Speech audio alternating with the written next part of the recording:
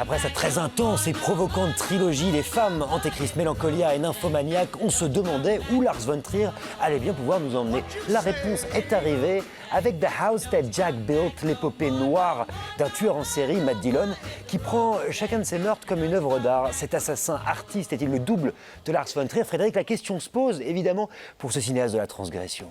C'est le cinéaste de la transgression, c'est un cinéaste subversif, c'est quelqu'un qui aime détruire, qui aime casser, qui aime bouleverser un petit peu les images. Et alors ce qui est intéressant dans le cas de ce film, c'est que vous allez voir donc plusieurs meurtres, plusieurs chapitres au fur et à mesure du film. Et effectivement, chacun de ces meurtres est, on va dire, une tuile de cette maison. Et à la fin, pour construire une cathédrale. Alors, je vais vous montrer le début du film parce que c'est un film qui va monter en fait en puissance au fur et à mesure. Je vais vous montrer le début, le premier meurtre du film avec Lady One, avec Uma Thurman. Et je voudrais juste que vous savez, quand vous allez voir ce film, que c'est un film de serial killer. Et donc, elle a crevé son pneu, il l'a pris en stop. Well, I wouldn't know what your mother said. You might as well be a serial killer. I'm sorry, but you do kind of look like one. Like me to drive you back to your car? No. Take care of myself. I'm sorry. Were you offended that I called you a serial killer? No. It's of absolutely no importance to me. Et vous allez voir, là, elle se retourne et on a l'impression presque dans l'obscurité qu'elle s'adresse au spectateur, It's the kind one might qu'elle est expect to be en train kidnapped. déjà, en fait, de parler exactement du scénario de ce que pourrait être le film ou pourrait être le scénario, évidemment, de son meurtre. Ce cric, ce Jack, en anglais, qui est là, rouge, évidemment, on sait que la chose va arriver. Évidemment, on attend de savoir dans quelles conditions. Et elle est déjà en train, effectivement, de dire exactement ce qui va se passer, le meurtre tel qu'il va avoir lieu. Et c'est en fait que Lars von Trier, évidemment, joue avec notre connaissance, joue avec le spectateur, mais surtout permet à ce moment-là, immédiatement, de dialoguer avec nous et d'interroger immédiatement notre propre rapport à ce que nous sommes venus voir, à la violence, et évidemment à la violence de ce personnage. C'est presque une méthode philosophique qu'il est en train de mettre en place, simplement dans ce champ contre champ entre les deux, pour pouvoir ensuite aller au bout de sa démonstration. Ah, c'est une ouverture fracassante, évidemment. On se très souvient que Lars von Trier avait été banni du Festival de Cannes. Émilie, on s'attendait à du fracas. Quel fracas? Quel fracas. Bon, il faut reconnaître que c'est gore, que c'est choquant. Il y a des scènes de torture très longues, très interminables, qui pourraient être vraiment compliquées à vivre, sauf qu'en fait, c'est aussi très drôle. Et moi, j'y ai vu vraiment une farce macabre, totale. Ce héros, c'est un bourreau, mais c'est un bourreau complètement ridicule, qui est bourré de toc.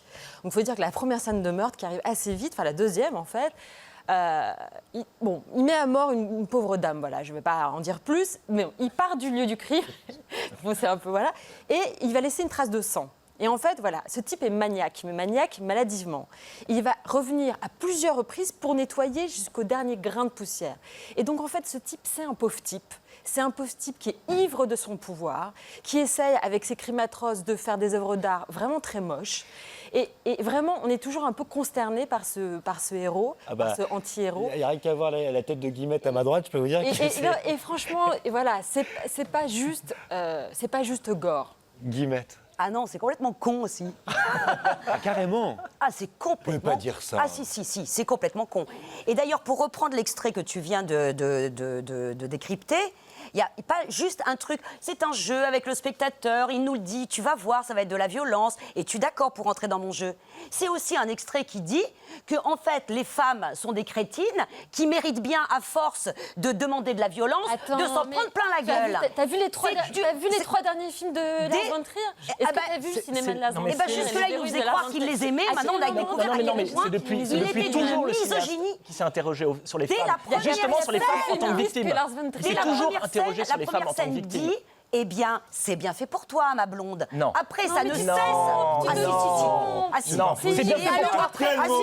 À la limite, Guillemette, c'est bien fait pour toi, spectateur qui est venu chercher de l'ultraviolence. Exactement. C'est plutôt ça. C'est toi, spectateur, qui est venu chercher de l'ultraviolence. Moi, je suis sûrement pas venu chercher ça, et je suis pas venu chercher dans la foulée. Alors, le délire métaphysique et philosophique, où il y a tout qui... Alors, tout le monde, hein. Alors, Dante, Goethe, Albert Speer, l'architecte de Hitler, parce que c'est classe quand même ça, tous les génies de la Terre que ce cinéaste Non, mais- convoque pour dire à C'est quel pas le point... cinéaste qui les convoque, c'est le personnage. Alors là, Oui, non, ah, non, merci. excuse-moi, on vient Guylaine, de dire- c'est le métier même On d'analyste vient de dire que ce de faire la personnage, c'est son différence. double. On vient Non. de le dire. Ben, le double, l'autofiction, là- tu sais ce que c'est. Tu vas l'accuser, tu vas le mettre en prison alors si c'est son double. Et si tu crois que c'est lui qui a fait les meurtres, faut quand même, En tout cas, je vais faut quand même faire la peut-être- différence je vais entre peut-être- personnage et Je vais cinéaste. peut-être lui rappeler que le cinéma est aussi, à un moment, pardon, une question de morale, et que Eh moi... bien justement, Eh ben non, c'est eh le ben plus pas moral possible. des morales. Oh. C'est un film de serial killer et où ça Qui se termine les finit- serial qui killers. finit Mais en non, enfer. il faut, Ah, voilà. si Et c'est il faut pas moral, Dans une ça. scène d'un ridicule Guillemette, consommé. il faut comprendre que ce type-là, comme dit Philippe, c'est lui qui prend ses citations. Donc c'est quelqu'un qui est constamment en train, justement par l'art, de vouloir justifier l'innommable, de vouloir justifier le pire. Oui. Et le film ne fait que déconstruire justement ce Il y a que lui le essaie regard. de Et bâtir. c'est rien moque du de tout, lui. puisqu'il Se finit dans moque de l'enfer de lui. Dante aussi. Donc Lui, je le construis. Je veux revoir des images avec Oui, Philippe. parce que moi, je vais vous apporter le 4e meurtre. Ah. Ah ben oui, Bah ouais. eh ben ouais. Il y a 5 chapitres et dans ce chapitre-là, on peut presque voir une fable de la société actuelle. C'est-à-dire que là, il a pris de l'assurance.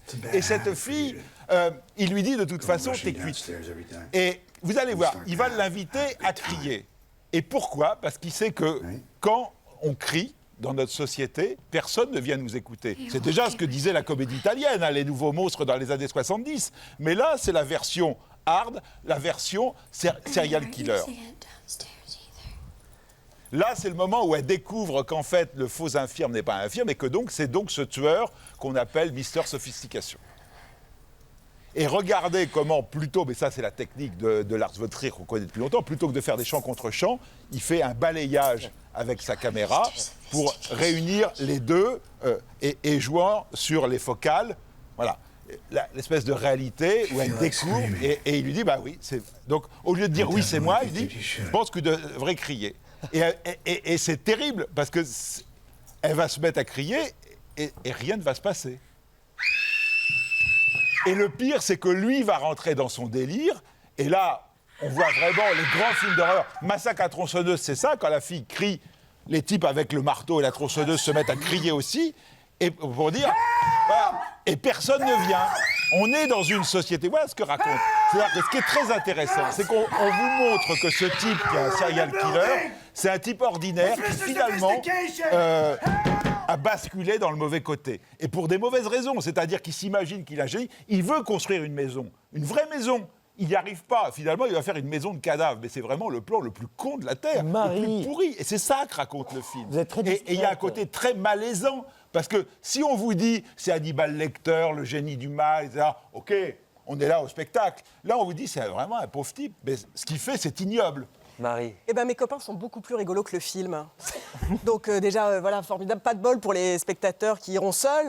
Moi, j'ai un problème avec Lars von Trier, c'est-à-dire qu'en fait, son film ne me fait pas rire, mais il m'intéresse pas non plus. Je m'ennuie infiniment chez Lars von Trier, de film en film, et je finis par me dire que Mélancolia a été un accident, en fait, a été une exception. Philippe est d'accord pour dire que c'est sans doute son plus grand film. Oui, Mélancolie. sans doute, mais c'est pas peut-être une exception, c'est complètement tissé dans l'œuf. mais je vous rejoins Toute la après fin- sur toute la théorie. Tu vois, sur ce Toute que la tu fin de montres, ce film, c'est le début de ce que tu Mélancolia. montres sur les focales, ce filmage heurté comme ça, etc., c'est extrêmement pénible. C'est extrêmement pénible. Le film fait 2h35, c'est infiniment bavard. Il s'autocite. Et ce côté, la morale dans l'art, la morale dans la Quand vie, Woody etc. Allen s'autocite, on trouve ça très bien. Non mais... Bah non, moi, mais moi, je m'ennuie chez lui, donc je n'ai rien d'autre à en dire, malheureusement, si ce n'est que il y a 1000 choses qui auraient pu faire un film formidable des frères Cohen. Ah, mais c'est pas un film des frères Cohen. Oui, et qui sont pour moi un regret infini chaque fois que je me rappelle dans la salle que c'est un film de Lars von Trier. Bah oui, mais le jour où on te sert de la viande, toi tu dis j'aurais aimé manger un plat de Mais, poisson. enfin, C'est pas un film de frères Cohen, c'est un film de Lars von Trier. Émilie. Le mot de la fin, Le problème, Émilie. c'est que le critère de l'ennui, je comprends, c'est subjectif, il n'y a rien à dire. Pour moi, c'est un film tout sauf ennuyeux. C'est-à-dire que même en termes de forme, il y a des choses formellement qui sont dingues. Enfin, je veux dire, j'adorerais être passionnée, être choquée comme vous. Mais enfin, franchement, ce truc d'accumuler les meurtres, etc., vous pouvez pas dire que c'est choquant en 2018. Moi, j'ai une énorme fatigue de voir des hommes découper des femmes en rondelles. J'ai une énorme fatigue de voir ça au mais Lars von cinéma. Trier n'a pas filmé que ça tout au long de sa carrière. Donc les tueurs en série ont la vie Même là, il n'y a dure pas en ce que moment. ça. Il y a Ils l'ont aussi, toujours eu. il y a aussi d'autres Donc, choses il y a- dans le 5e meurtre. Simplement, simplement, voilà. Ah oui, oui, oui, c'est vrai, il y a un enfant aussi, c'est cool. The House That Jack Built de Lars von Trier avec Matt Dillon. Vous saurez qu'il y a un enfant, c'est cool. C'est au cinéma en ce moment, allez-y prudemment quand même, mais allez-y, c'est quand même interdit aux moins de 16 ans.